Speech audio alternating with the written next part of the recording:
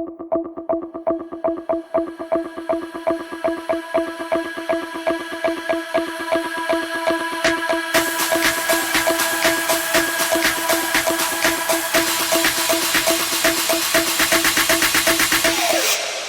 everyone, and welcome back to the latest episode of the Writers Podcast. And I have with me today writer Carrie Carter. Good morning, Carrie. How are you? Good morning. I'm doing great. Great. Thank you for having me on your show. Not a problem. Thanks for dragging yourself out of bed and getting up to do this. So it's a Sunday, and we're going to be talking about your latest book, which is Whiskers Abroad, Ashi and Audrey's Adventures in Japan.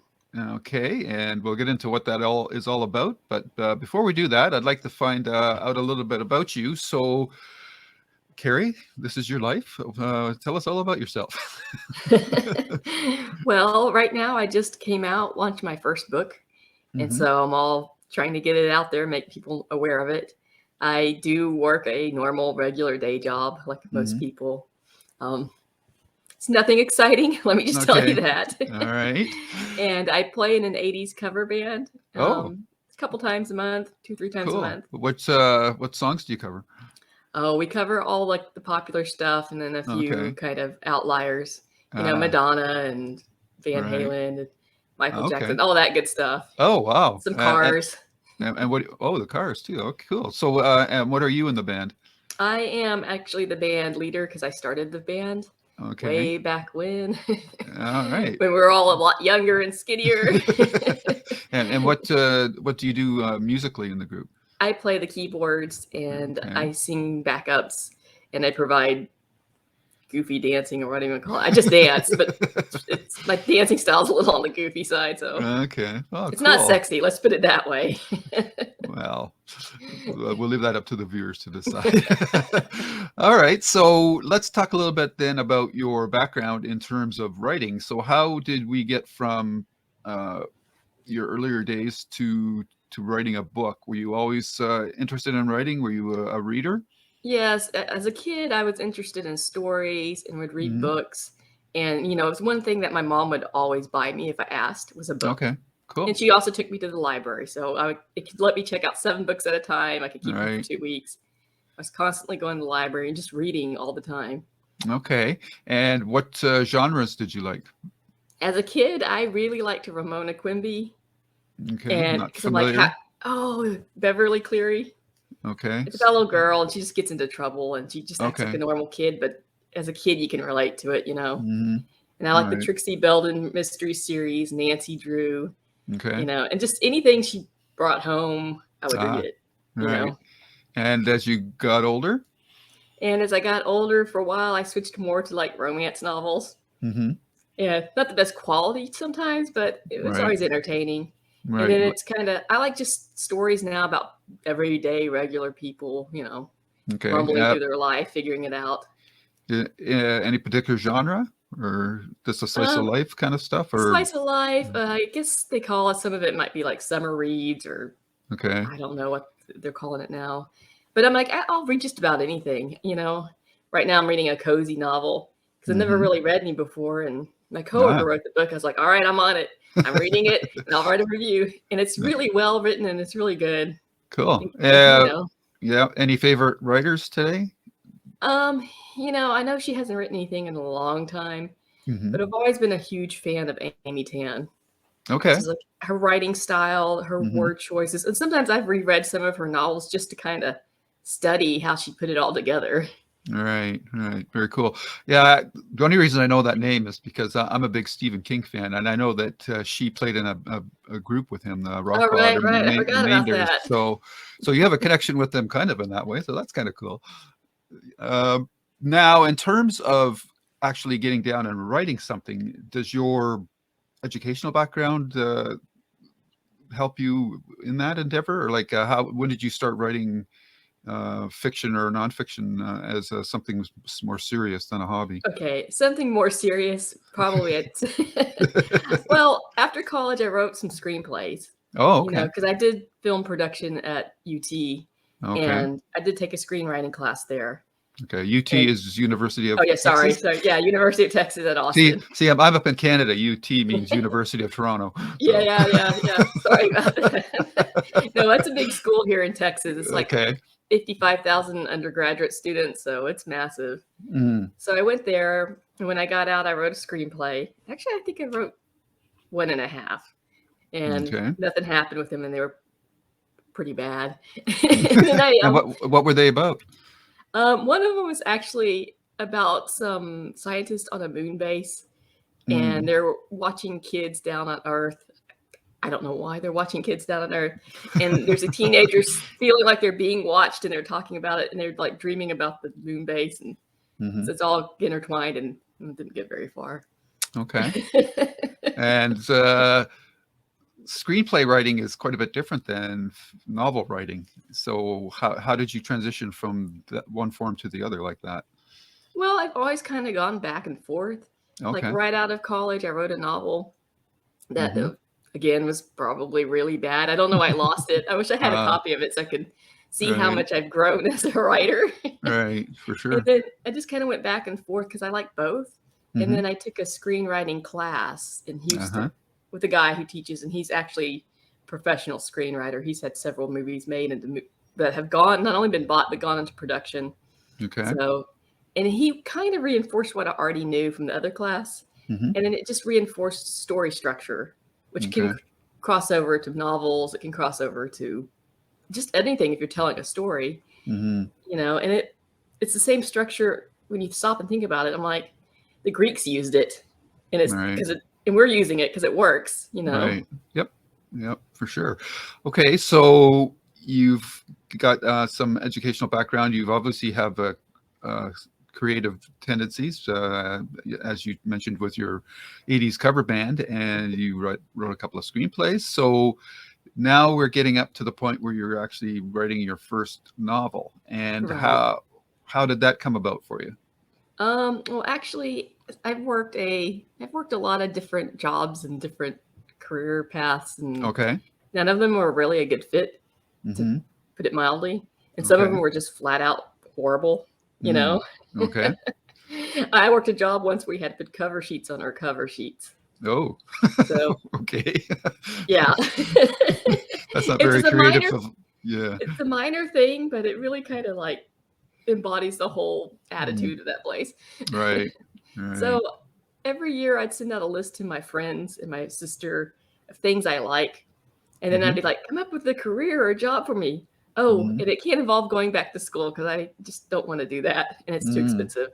So they'd kind of come up with a few ideas. And then, I don't know, about 5 years ago, like 6 years ago, my sister goes, why don't you just do writing and write a book about cats in Japan and coffee and food and all the things you like? Just combine them.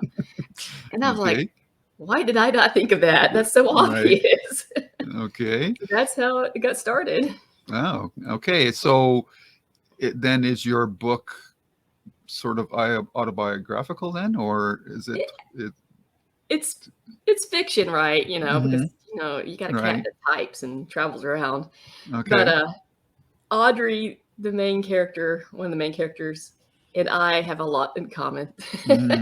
We've done a lot of same things in life too. Imagine that. So yeah, there's a lot of me in that book.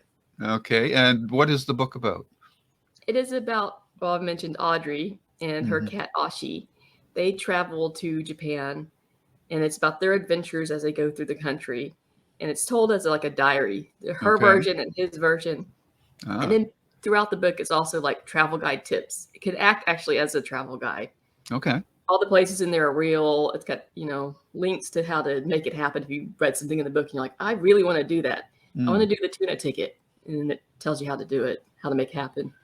Okay. And I see from your website that you've been to Japan quite a few times. So obviously you've got a real feel for the country.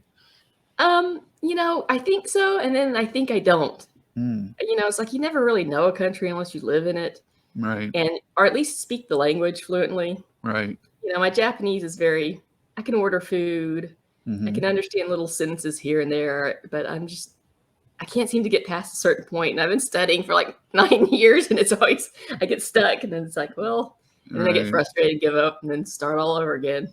Right. And do most people speak English there? Or? I think everyone has to learn it in school. Mm-hmm. But you know how that is learning a language in Sure. public school. You don't really learn language. Yeah. Yeah. So, and I think a lot of people are afraid to speak it too. So, Yeah. but when you get out into the countryside, they're more likely to try to speak to you in English. Okay. And Cool. if you Yeah. speak to Because. them in Japanese, they always give you free stuff. So, Yeah, we have the same issue in Canada because we have Quebec, which is a French-speaking province, so we have to learn French in school. But if you ask me to speak French, yeah, you're going to be waiting a long time for sure. Okay, so you've got this book about a human character and a cat character. Is that correct? that is correct. Yes. And this book is from both their point of views. Yes. So how do you write cat? Well, that's funny because initially when I wrote him, I just kind of wrote out his part, and it was really dry and really boring, Mm-hmm. and it wasn't working, and I knew it wasn't working. And I sat down, I was like, okay, how would a cat think? What would this cat? Because Ashi is actually my sister's cat. He's a big old 20-pound cat. It's Wow. like, okay, what would he may be heavier now post-pandemic? See that? Okay. But I was like, what would he think? What would he say? What's his voice?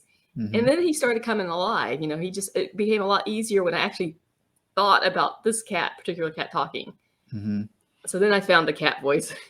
Okay. Did you reference any other works that you included cats? Like I'm thinking I'm older than you probably. You probably don't remember the Top Cat animated series. That's all I going do way back. not. Okay, No. because that was all about cats, and there was all different personalities in there. So, and then there was Felix the cat. Yeah, I mean, cats things do have different personalities. Yeah. right, So Garfield. So is your cat? Is he kind of snobby or anything like that? Standoffish or no, he's not standoffish. He likes no? people. He likes Oh, being okay. petted, but he's Okay. also a little self-centered. He's Sure. like, I'm the Yeah. greatest. Yeah. But I'm like, why wouldn't a cat think they're the greatest? Because like they are their world, Mm-hmm. Right. And so you have this cat and you have the human characters. What were you trying to create between the two of them in terms of the story that you were telling? Like, what if a human looked at something one way and a cat looked at it another way? What were you trying to do with that mechanism? Well, just basically show that there's kind of different viewpoints to everything that happened. Right. We all may watch the same event happen, and we all take different things away from it. Right. That just comes across in the story. I think that's just because that's naturally how things really are. Right. I mean, no real big agenda other than just, people have different viewpoints. Okay. And just trying to think of it as terms of like if you're looking at something, foot off the ground, that's going to change your perspective of a lot of things. Okay. So what are the cat's perspectives on Japan? Well, at first he did not like it. He was scared because cats are scared of stuff initially. Okay. And then they want to investigate once they kind of calm down. So he was a lot like that. He really got into the food, especially all the seafood, Yeah. And he loved the fact that everywhere he went, people took pictures of him. And, for the most part, everybody liked him. There's a few occasions in the novel where he runs into trouble, but most of the people were accepting of him, and he liked that. Okay. And what about your human character? Oh, she loved Japan. She was just thrilled about everything because it's all new and different, and she's never seen it before. And it was all exciting, which may be my perspective on going to Japan the first couple of times. Okay. And what's the arc of the story for this book then? Or is it just a bunch of slice of life moments? It's a bunch of slice of life short stories. There's a little small arc, which is going to play into the next book. Okay. But I didn't set it up too much with an overall theme from chapter to chapter. I do plan on doing that a little bit more into the following book. Okay. And when you were writing, sitting down to write this book, how did you organize yourself? Did you just sort of write it and see where it went, or did you have a definite end in mind? I guess I'm in a roundabout way trying to ask if you're a plotter or a pantser. I'm a plotter. Okay. I outlined the whole thing, and I put all my places and what would happen. Mm-hmm. And the book has lots of graphics in it, and photos and pictures. Oh, okay. So I went through all my pictures. I pulled out the pictures for each location. And that kind of helped me. I had too many chapters initially. And my sister, because she did graphics design, she goes, if we do all this, it's going to be a 500-page book. And it's going to Mm, be too expensive. No one's going to want it. So I was like, all right. right. So we pulled back some of them, which will probably Okay. make it into the sequel. And how long did your book end up being? It's like 179 pages. Hmm. It's short. It's like a novella word-wise. It's, it's a short read. Right. Like I said, there's a lot of tips and there's a lot of pictures, and it's part guidebook. Hmm. Okay. And how long did it take you to write it? Oh, Oh, is that a touchy question? No, it's not. It's just, I wish Okay. I could say it took a year, but Yeah. it took 5 years to write it. Hmm. And then Not another, uncommon for some no, I first-time know, writers. Yeah. especially with work and a job, Yeah. and some days I didn't want to write. My sister was the one who really pushed me to finish it, to be honest. Mm, If she hadn't been involved, it still would probably be half written. right. Right. And um, did you have a period where, like, once you had done a first draft, did you let it sit for a while and then go back to it before you, or I did, did you yeah. have beta readers and all that? I did. I think your sister's in the picture again here somewhere, but Yeah. I sent it out to my screenwriting friends, some of them in the okay. group. So they Hmm. gave me feedback. Okay. And then I polished it that time, and then I gave it to another friend, and he had some of his feedback was hilarious Oh, okay. and honest, but there was some section he's like, "This reminds me of something that would be in the dollar store. You need to change it." Like, dollar store book. Okay. But don't worry, it's no longer a dollar store book. We Okay. polished it up. Right. Okay. And because you've got graphics and things of that nature in there, how did you incorporate that into the book? Did you actually physically place the picture within your text, or like how did you format that? Because that to me would seem to be a big part of your approach to this story. Yeah, I mean, my sister did it. She had a vision, and I just let her do all the layout and the design because Okay. she was a graphics designer for 20 plus years, Ah, 28 or something. nice And so I sister was to like, have. yeah, so I was like, you do it however you want to do it, and Okay. she would send it back to me for approval. Sure. But yeah, she just did it. And she's like, she had a vision in mind from the get go. She's like, I want it to look this way and that way. So Mhm. you have text on the page and you'll have pictures. And if there's not a pictures, there'll be like a background, paper. Mhm. So it looks like a travel diary, like somebody who Right. was like really into bullet journaling or something, and they kept all of it, you know. Right. Okay. So you've got this package put together. How did you handle getting it actually published? So that took about a year, Okay. and it also had probably a little bit of bad timing on it too, because I Yeah. finished it up just like as kind of when the pandemic started. Ah, right. So I started Yeah. like sending it out to publishers with hundreds of thousands of other people who wrote stuff during the pandemic, and they're sending it out. Right. So, and I had a checklist. I kept the Excel spreadsheet of who I sent it out, Mm, when they claim they're going to get it back to me by, yes right. or no. And I just, kept going until I got one said yes. Ah, okay. And so then you're not self-published. No, it's a Oh, small press, but it is a publisher. okay. And Thank goodness, because I don't think I could have pulled it off self-publishing. right. Did they have any concerns or issues about the amount of pictures that your book had, or because that's not normal for most books, right? Right. No, see, and that's one of the things I try to shop it around, because I was Hmm. running into the problem with the publishers of like how to categorize it. What genre is it? Right. And I got several that said, I really like it, but we don't know how to market it. We don't know where to Mm, put it, so we're going to pass. right. And so then I thought, well, maybe it's like what do they call them? I'm blanking out on the word, like a coffee book, gift Right. book. I was like, maybe Okay. it's more like a gift book. So then Uh-huh. I started approaching publishers that did that, and they all were like, So I don't know. And the publisher that picked it up, she goes, I love all the photos and the idea of it. She's like, no, we'll Hmm. just go with it. Let's make it happen. Hmm. Yeah, it's an interesting blend of like fiction and nonfiction in a way. Yeah, I mean, it's classified as fiction, but in a lot of ways, it's not. Hmm. So, but you still have to once you add a typing cat in there, it's got to be Right. classified as fiction. Right. And the book is available now? Yes, you can get it at the usual Amazon or BarnesandNoble.com, or Right. there's other little various places that you can order it from too. Okay. And so you said your initial cut of the book was like 500 pages, which has led you to the idea of doing the sequel. Yes. Whereabouts are you in that process? I'm actually still fairly early on it because I've been debating on where they're going to go next. Okay. And I'm actually kind of working on 2 outlines, whether they go back to Japan or go to South Korea. Okay. And a lot of it's kind of depending on borders being open and COVID and all that, because I really do need to go back and confirm that these places still exist. You know, they might have closed during the pandemic. Right. So this is just sort of an excuse for you to go traveling again. That too. Very good. So what lessons did you learn from writing your first book that you hope to apply to your second book? Well, write your 2 sentences daily. Just write something daily.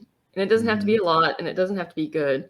But if you just keep at it, eventually you have a finished manuscript. Right. That may be rough and it needs rewrites, but you will have something. The time's going to pass whether you write or don't write. Yep. So you might as well write. And there was times when I was guilty of not writing. And then my sister called. She's like, write your 2 crappy sentences. I'm like, okay. Okay. So do you have a routine then? Do you have a time period where you try to write within? Because you're working, you said, so you must have to schedule this fairly rigorously then. Right now, no, I'm just fit in whenever I can. Okay. With my other previous job, I had like 30 minutes in the morning before I had to be to work that I'd sit down and write. Actually, it was probably closer to an hour, but I had a cat at the time, and she took 30 minutes of my morning, like getting her settled in, and then I would write my 2-3 sentences. Very good. And can you write anywhere, or do you have to be like in a certain location? No, I can write anywhere, you know, and I'll move about. I've got an office, but I'll move from the office and maybe I'll write in the kitchen or outside or occasionally at the coffee shop. But I don't like doing that because then at some point you're going to have to go to the bathroom. And I don't want to leave my laptop there. And then if you ask some stranger, hey, will you make sure no one walks off with this? It's like a little weird. And at least in this country, it's a little weird. Right. So what do you use for your writing? Do you use Word, Scrivener? I just use Word, plain old Word, you know, and then for this book, I wrote it and then sent all the stuff to my sister, and then she put it in. I think she used InDesign for the layout. Okay, very cool. So you're working, or you're putting together your second book right now, and I'm curious, outside of these 2 books or this particular series, do you have any other writing projects that you're thinking about pursuing? I do. I actually have one. I'm about 3/4 of the way through it, and then I stopped working on it to focus on marketing this book. It's just a fiction book that takes place in 1965 about a woman and her husband. They're having issues in their marriage, and they come down to Houston during the astronaut selection at the Rice Hotel.